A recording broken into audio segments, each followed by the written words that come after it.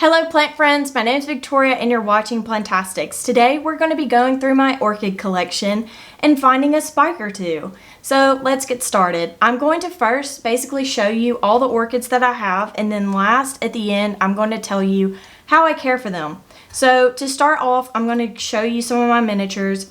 So this one has been eaten by slugs quite a good bit. And this is just moss and cotton string. And then here's my other one. I've had really great success with this one. I've actually gotten it to bloom. So that's always exciting. Orchids, people normally purchase them so they can get blooms. So it's very important to realize that they're not blooming year round, and the blooms fading isn't actually a failure on your part. Everything has its own time and its own season, and unfortunately flowers are not forever. So these are fixing to be going into what is their blooming season. So my Miltoniopsis seem to like to bloom in spring or late winter. So it is late winter currently. We're in the month of February, and in the room that I have them in, it's not as insulated as the rest of the house is, so they do have some exposure to the temperature outside. So it's about 10 degrees warmer or cooler than like my bedroom or other parts of the house that are like better insulated. So let's get to those. So this is the very first Miltoniopsis I'm going to be showing you. And this is the one that is in the worst state. Now it does have some really promising new growth here. So you can see there, that's some new growth. And then there's some others. And I've lost the tag for this one, so I can't remember what it is. Next is this one. This one's kind of rare. It does have black on the blooms. However, it has not bloomed for me. This is Miltoniopsis Lillian Nakamoto Tanto. And it has a lot of algae in the moss here. I personally think algae is something that's just not aesthetic. I don't personally seek to remove it. It exists in nature, and I've never seen it have a detrimental effect on my plants in my collection.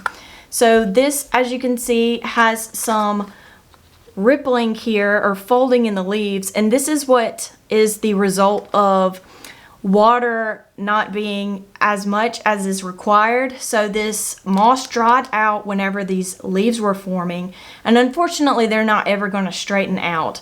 So like I said earlier, they appreciate consistency. Miltoniopsis, in my experience, really love consistent moisture, and they don't like to dry out because then they kind of like send up distress by putting out these wrinkled leaves. So this one has not bloomed for me, and it will not probably bloom this year. If it does, I'll be very surprised. It's just a little small, so it may not be able to have the strength to put out blooms like the last one that I'm going to show you that has 2 spikes on it. So this next one actually finished blooming, and it had 5 spikes on it. Now one of them unfortunately did get like bent or damaged in some way, so only 4 of those ended up blooming. And yeah, so you can kind of see where these spikes were here. You can also see that there's a lot of new growth, and you're going to want to leave these together. It's almost like they grow as clumps. And they have these spikes that can kind of come out anywhere. They're not just coming out from the center or the outermost leaves. They kind of just pop up anywhere. And these leaves here actually hide a sheath pretty well. So you could be looking, and then 2 weeks from now you've got a spike. So this is an old spike, and it may produce new flowers, but I doubt it. And I thought that there was another one. They blend in really well, so it's kind of hard to see them.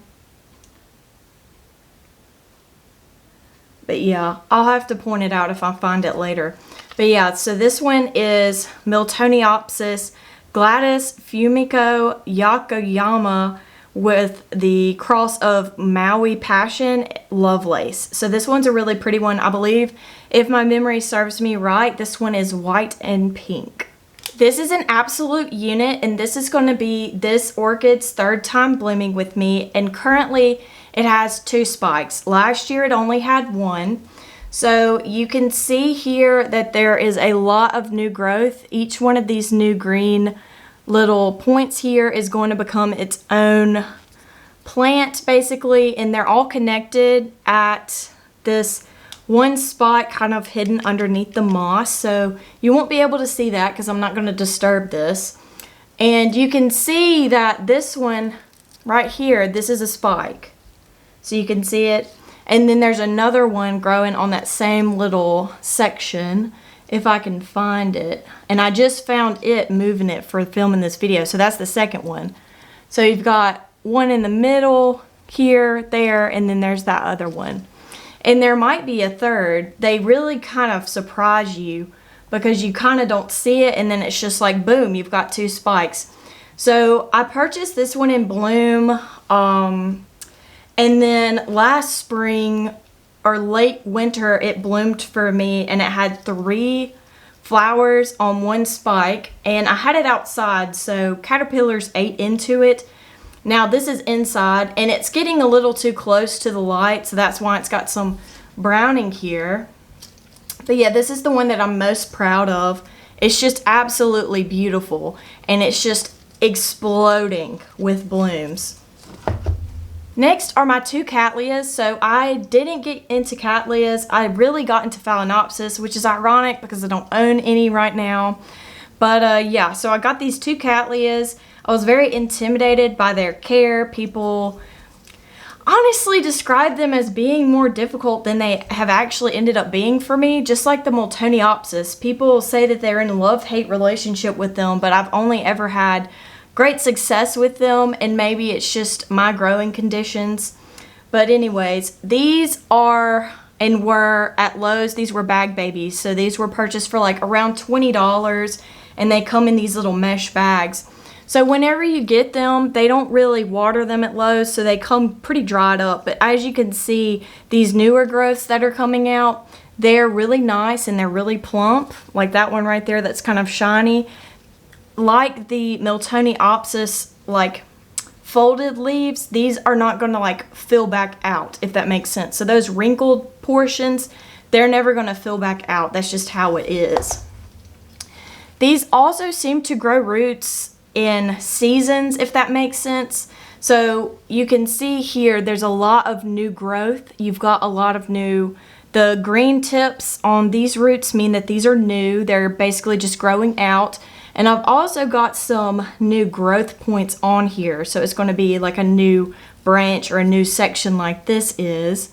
And I'm trying to find one for you, but unfortunately it's kind of hidden. And I use this rope to kind of structure them and secure them into the pots because they kept falling over. As you can see, it's kind of just growing sideways, which is what they do in the wild. So I'm not going to fuss with it too much. And this is Pot Dick Smith crossed with Chelsea Alward.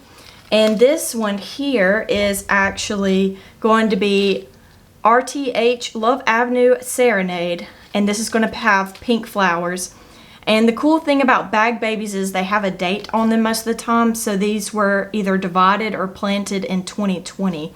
So it's currently 2024. So these plants are about 4 years old. And they seem to be really happy in my care. Here's another one right there.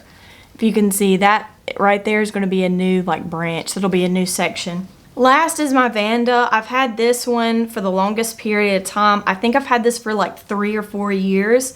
And it's kind of just a slow grower for me. And it's got some really nice new roots on it. There's not really been anything harmful happen to it, if that makes sense. Like it's never gotten root rot. It just grows really slowly in my conditions. So how do I care for these orchids? Well, I tend to really only visit them once a week. That's why flower spikes are normally a surprise to me. I'm not really moving the Miltoniopsis around that much, but I am always moving and watering my Cattleyas. And that's because I have these little trays underneath these because these seem to like to be consistently moist. Now you're going to notice that they're not sitting in water. See, there's not water, but there's a little bit of moisture in there. And that just keeps the moss from drying out. So I make a mixture every week. This is the brand Better-Gro, and this is endorsed by the American Orchid Society. So that's their seal right there. Anything with their seal of approval on there is going to be a winner. And I can't even debate that because like you can see, I've got multiple spikes on my orchids and this is all that I use. So I like to use this. I make a teaspoon of this into a gallon of distilled water. And then I put 2 tablespoons of this liquid seaweed. Now, orchids normally grow on trees, and trees secrete different things. They're not living on dead pieces of bark like we grow and have them on in our homes. Granted, none of these orchids are mounted, but I'm just telling you this because there's all kinds of things being secreted. There's mosses. All these things are living and they're secreting hormones. So this kind of replicates that.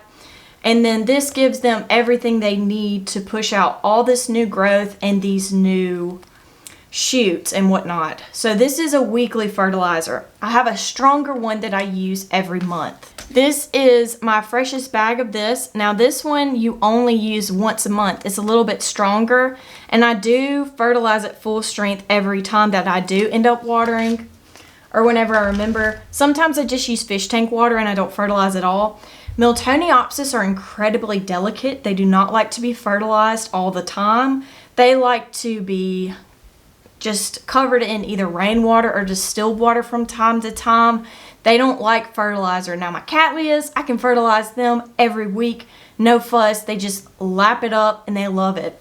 So what I do with them is I have this mop bucket, and since I've gotten I think it's the brand O-Ring. It's the spinning mop. So I had an old mop bucket that basically I don't use anymore that I've repurposed for my plant chores. So what I'll do is I'll mix a gallon up and I'll just pour some of it in there after I've mixed it. And those fertilizers are amazing, both of those. They're the same brand and they're both endorsed by the American Orchid Society. Those are great because they're granules and they dissolve immediately. So you don't have to sit there and shake it up. And then the seaweed is actually a liquid, so there's no real mixing there either. But anyway, so I mix up that in a gallon of distilled water, and then I'll pour it into that bucket. And what I'll do is I'll let the Cattleyas and the Vanda sit there, and they will just absorb it through their roots. And then I pull them out and I let them drain, and then I put them back on my shelf. Now the Miltoniopsis, when I do fertilize them, which like I said is not every week, I will be putting them in the same way, and I'll just use a little bit of water and I'll pour it into this tray here, whatever tray that they're in. So this one's dry, it needs water, and they will just absorb it that way. Now, like I said, they don't like to kind of sit in fertilizer. So what I'll do is I'll use my pump sprayer and I'll fill it with distilled water. And what I'll do is I will just let it drain. So I have a piece of egg crate and I put it on top of that bucket, and every so often, basically whenever I remember, I will just spray this with distilled water to try to get some of those minerals out. Because Miltoniopsis, they're very sensitive to mineral buildup. It burns them. They're just a little sensitive, and I think that's why people find them to be finicky, is because they either don't know that or they don't take that into account whenever they're choosing their water for watering. So this is basically everything. Now these two can't be forgotten, these two miniature orchids. These get fertilized as well. Whenever you have different enclosures, specifically this vivarium back here, you're going to want to use organic fertilizers, because there's no way for you to rinse out the minerals that get built up with some of the synthetics.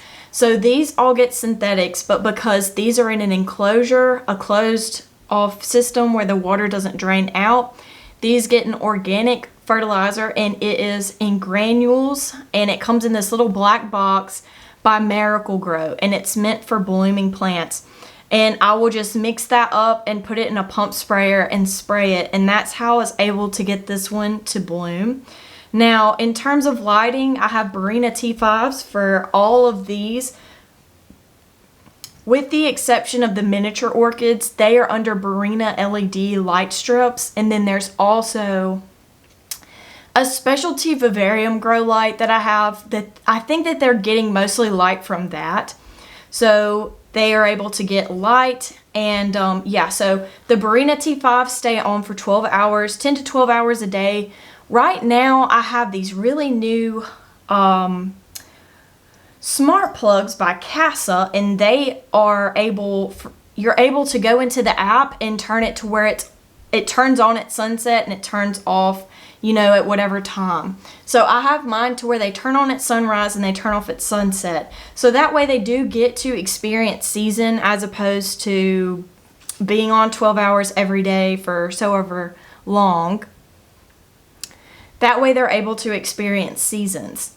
So in all honesty, I don't know if that's important because like I said, I got blooms last year before I started having them on at sunrise and turning off at sunset. Something else that I have in my orchid setup where the majority of these are is I have fans running 24/7. These are just fans that you'd have on your PC, and epiphytic plants, all of your plants are really going to benefit from air circulation. It allows for, if you've just watered, for the water basically to dry out. Now, I did have some issues before I increased my ventilation with getting just like the smallest drop of water in a Cattleya sheath and it killing the leaf and creating crown rot. So that added ventilation kind of just decreases your chances. Of course, take precautions and don't get water in the crown to begin with if you can avoid it.